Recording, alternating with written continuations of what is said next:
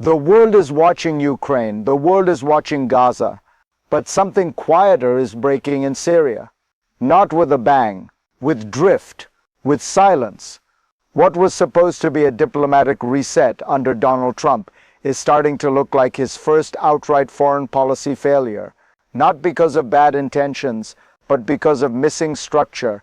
Trump excels at moments, at headlines, at bold, disruptive gestures. He lifted U.S. sanctions on Syria. He embraced Ahmed al-Sharaa, a former al-Qaeda figure turned national leader. He shocked allies and rivals alike. But diplomacy is not theater. It is architecture. And right now Syria has moments, but no framework, no enforcement, no guarantees. If this unravels, it won't be Washington that pays first. It will be Syrians. If you want to understand how fragile systems fail before they collapse, stay with me, because what's happening next explains everything. And to see how this began, we need to slow down, just slightly. The question we need to ask is not whether Trump cares about Syria. He clearly does. The real question is simpler and more dangerous. What happens after the handshake? Because Syria today is caught between two unresolved fault lines, both quietly deteriorating, both involving actors the United States calls partners. On one side, the Syrian government and the Kurdish-led Syrian Democratic Forces. On the other, Syria and Israel, locked in a security conflict that never truly ended. In both cases, Washington stepped in, brokered talks, forced breakthroughs, declared progress, and then stepped back. This is the defining feature of Trump's foreign policy style. He breaks deadlock, he creates momentum, but he rarely builds process. No detailed timelines, no institutional ownership, no monitoring mechanisms. So when tensions rise again, as they inevitably do, there is nothing to hold the system together. This is why fighting erupted in Aleppo, why talks with Israel are stalling, why Syria feels like it's sliding not forward but sideways. To understand why this keeps happening, we need to go back, not to personalities, but to origins. To understand Syria's present, we need to understand how this moment was built, not emotionally, structurally. After the fall of the Assad regime in December 2024, Syria did not become a blank slate. It became a contested system, power fragmented, authority overlapped, security splintered. The Syrian state re-emerged but weakened. The SDF remained intact, armed, organized, and territorially rooted. Both depended on the United States. Both distrusted each other. This is not unusual in post-conflict states. What matters is the sequence. Successful transitions move from ceasefire, drove to interim governance, drove to security integration, to political inclusion. Syria skipped steps. Instead of building institutions first, diplomacy jumped straight to outcomes. Integration without agreement, unity without rules. Trump's team focused on ending isolation fast, sanctions lifted, regional legitimacy restored, but economic relief arrived before political settlement. Recognition came before reconciliation. That inversion matters, because once leverage is spent, compliance weakens. The system looked stable until it wasn't, and when negotiations stalled, the pressure didn't disappear. It exploded. That explosion came next. What happened next was not an accident. It was a release of accumulated tension. On the 6th of January, Syrian government forces moved into Kurdish-majority neighborhoods in Aleppo. They declared them closed military zones. No warning, no political cover. Within days, more than 150,000 people were displaced. Families fled north to Afrin, to SDF-controlled areas in northeast Syria. This was not just a clash of arms. It was a signal. The March 2025 agreement between Damascus and the SDF existed on paper, but it had never been implemented. The government wanted absorption. Individuals folded into the army, full central command. The SDF wanted preservation, cohesive units, retained identity, local autonomy. Those positions are not technical, they are existential. When talks stalled, force replaced negotiation. When mediation paused, mistrust filled the vacuum. A short ceasefire on the 8th of January allowed evacuations, but sporadic violence continued, trust eroded further. If you think this is distant politics, it isn't. It is what failure looks like up close.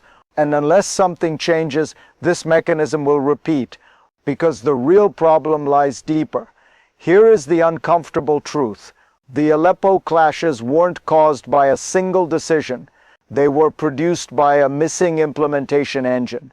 Trump's Syria diplomacy created openings, but it did not build the scaffolding to hold agreements in place. Look at how the U.S. effort is described. A small team, highly personalized, physically present, Tom Barrack as the main mediator, with Steve Witkoff and Jared Kushner close by. They can convene, carry messages, release communiques, but they did not mobilize the machinery that turns words into reality, not the institutional depth of the State Department, not the mechanisms for budgets, monitoring, dispute resolution. So each round of progress depended on one fragile condition, the U.S. team being in the room. When they leave, momentum decays. When attention shifts, agreements loosen. When pressure fades, each side reverts to default instincts.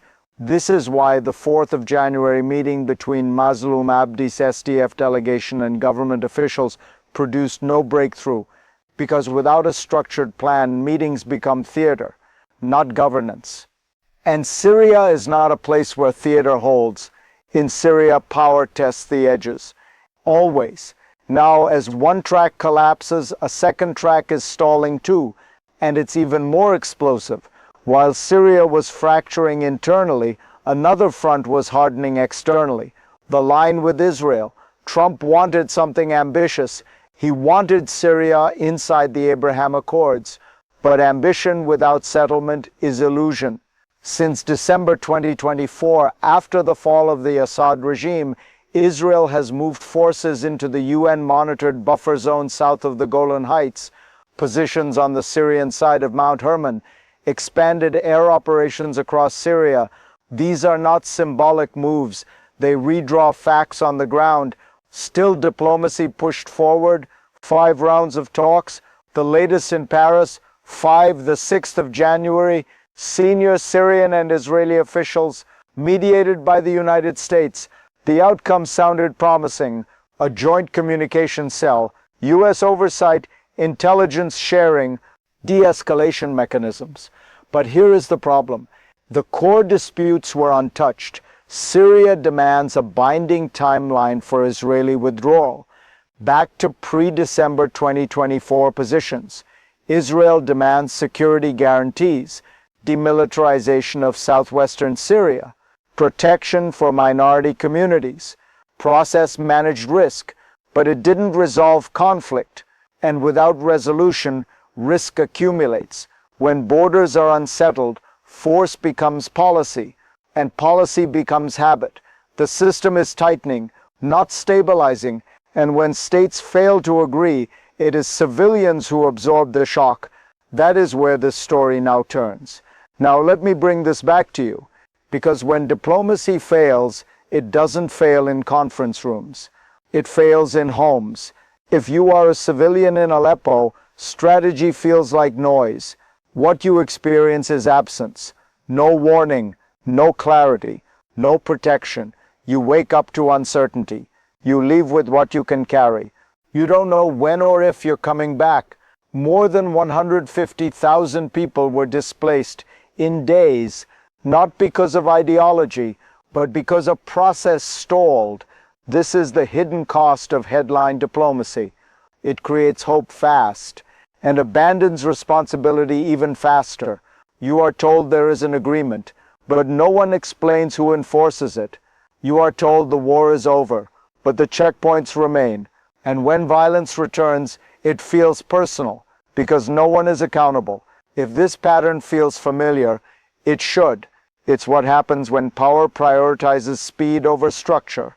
If you believe foreign policy should protect people, not just prestige, pause here, share this, because attention is the only leverage civilians ever get. But Syria is not isolated. What's happening there is already echoing outward, and that's where the consequences grow larger.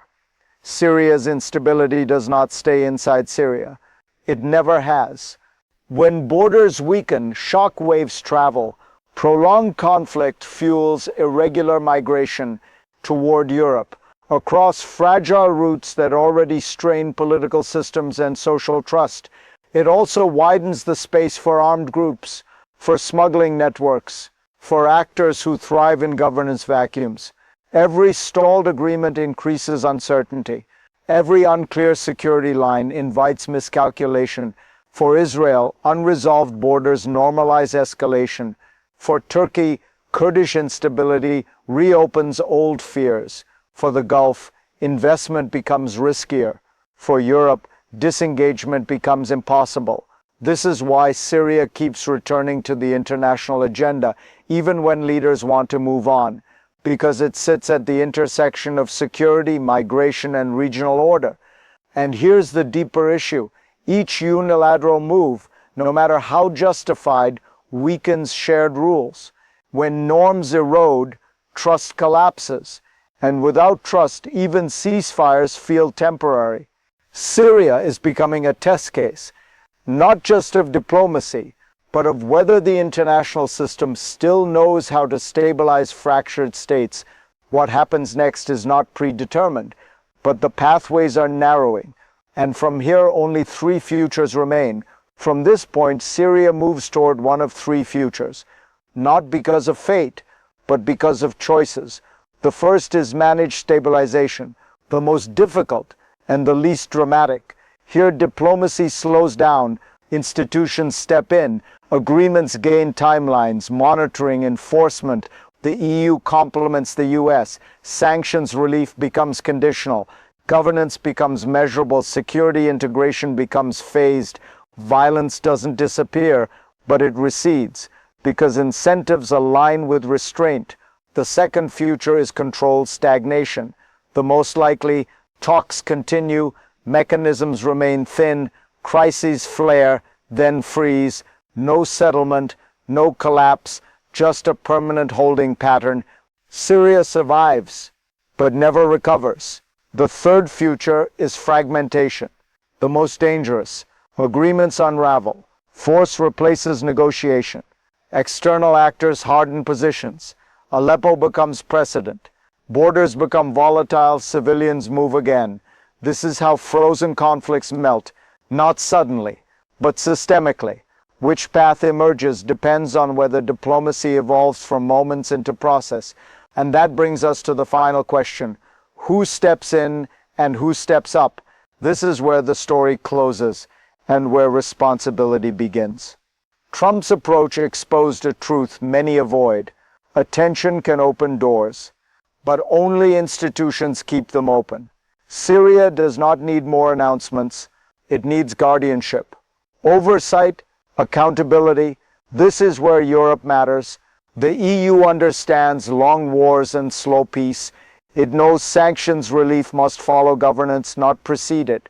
It has done this before in Bosnia and Herzegovina, where stability was built not with spectacle but persistence. Europe also has skin in the game, migration, security, credibility. If Syria fails again, the cost will not be abstract. It will arrive at borders, at ballots, at cities, and there is a final test here of the rules-based order itself. If norms apply selectively, they decay universally. If accountability is optional, trust disappears. Holding all actors to the same standards, including allies, is not moralism. It is survival logic. History punishes short-termism. Libya learned this. Iraq learned this. Syria is about to. If you want foreign policy that lasts longer than a headline, stay with this series, because the next chapter is not about Syria alone. It's about whether power still knows how to govern restraint. And that question is just beginning.